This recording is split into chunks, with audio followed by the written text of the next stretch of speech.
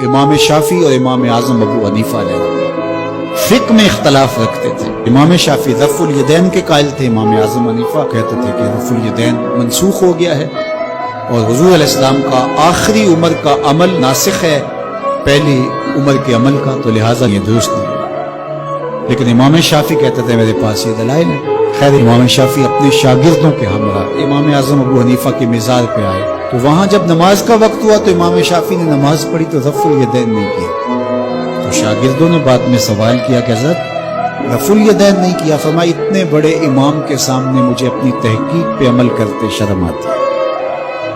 یہ ہمارے بزرگوں کا طریق تھا، یہ ان کے اندر توسع تھا، ان کا ظرف اتنا بڑا ہوتا تھا۔ ہم چھوٹے چھوٹے ظرف کے لوگ ہیں، بہت چھوٹے، پست قامت، لہٰذا ہمیں بس تفریق کی بدکاری ہی کرنی ہے۔ ہم سمجھتے ہیں شاید اس سے ہم اپنے قد کو بڑھا سکیں، اس لیے کہ ہم خود بونے ہیں۔ جب خود بونے ہوں گے تو ہمیں کسی کے قد پر بات نہیں کرنی ہے۔